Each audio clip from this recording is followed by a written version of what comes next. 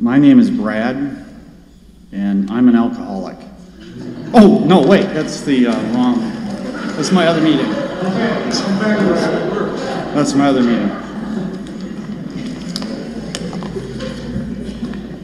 I have the honor of telling a collage of stories about Earl, and I thought it would no better way to start than by quoting him directly, because that's how he started his speech at his retirement party in 1995 at the Chatsworth Bed and Breakfast. I don't know if anyone was there, but I'll never forget that moment. And no, neither he nor I are alcoholics.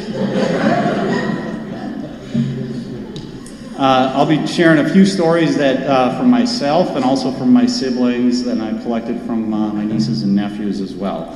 The first of which was in the fall of 1981. Earl was driving me down to Northfield for my senior year of college, and he got a serious look on his face and he says, "Brad, I've got 2 words of advice. This is your last year of school before you have to hit the real world.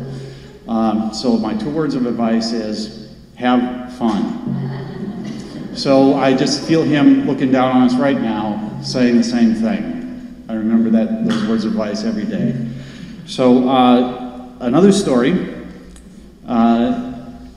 is that Donna and Earl came with me on a tour of Alaska.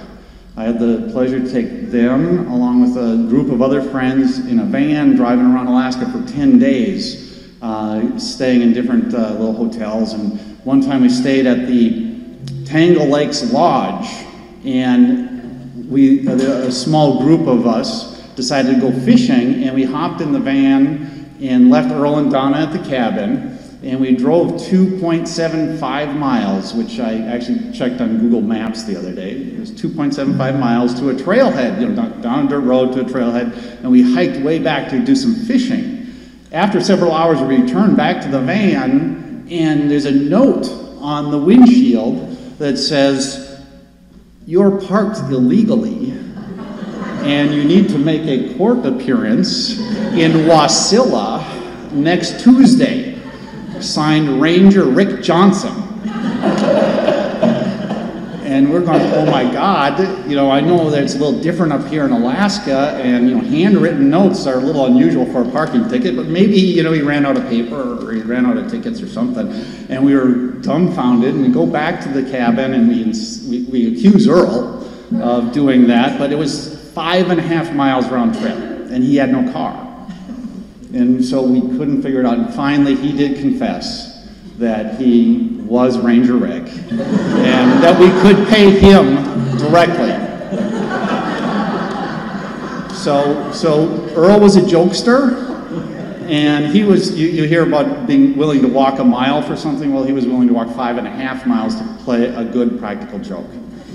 However, later in life, when his mobility was declining, I was driving in St. Paul with him in the passenger seat, and we saw an elderly woman on the sidewalk with her walker moving very slow.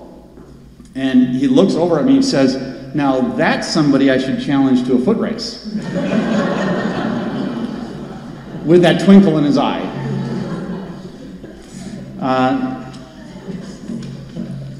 Now, I've got those are all the stories from me. I'm going to share some from my siblings and my nieces and nephews. So first from Earl's daughter, Kim.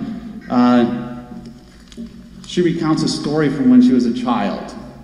One night after being tucked in with a tooth under my pillow, eagerly anticipating a visit from the tooth fairy, my sister and I were roused from our slumber by a large man tiptoeing into our room. He was holding a flashlight in one hand, jingle bells in the other, and a tutu. We laughed so hard I didn't even care about the tooth and the money.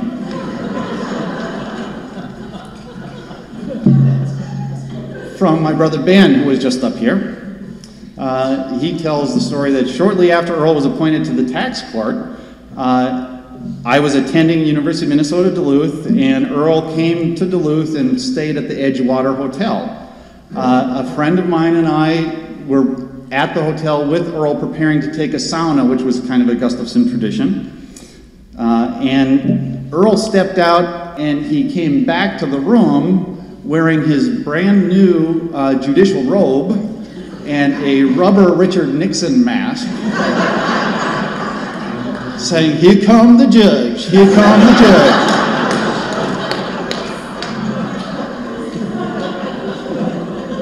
From Earl's grandson-in-law, Peter. Peter writes about his first attendance at our Gustafson family Christmas retreat, which is a tradition we had for many, many years. We played a game where we could ask someone in the group one question. When it came to me, I asked Earl what his favorite sports memory was. He told me that when he first played football as a freshman, his whole family came to the game. At one point, there was a fumble recovery, and as a lone player ran down the field with the ball, Earl's father stood up and yelled, "That's Earl! That's my boy! That's Earl!" with tears in his eyes. And Earl teared up as he told the story, and I remember being impressed that he had shared something so special with me when I didn't even know him that well. But that's the way he always was to me, open and kind, and above all, welcoming.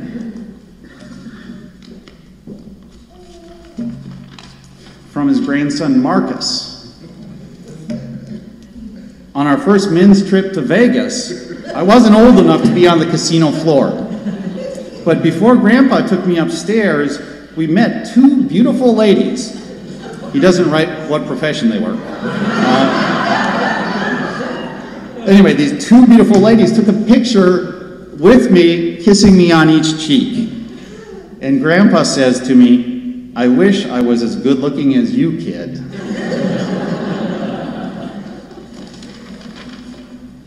From Janita, his granddaughter. I loved running into Donna and Earl in the neighborhood after I moved back to St. Paul. I'd spot them out for dinner at the grocery store, and it made me happy knowing that they were nearby. One winter, Peter and I were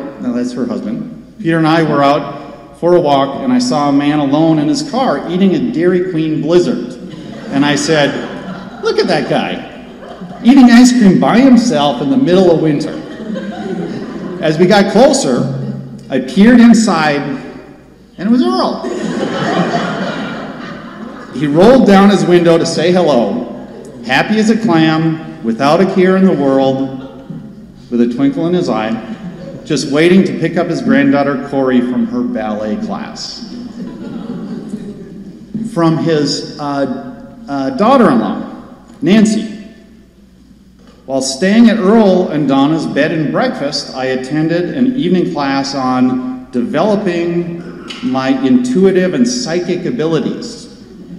The next morning, I came to breakfast, and Earl peered over his newspaper and said, "Good morning. How am I?"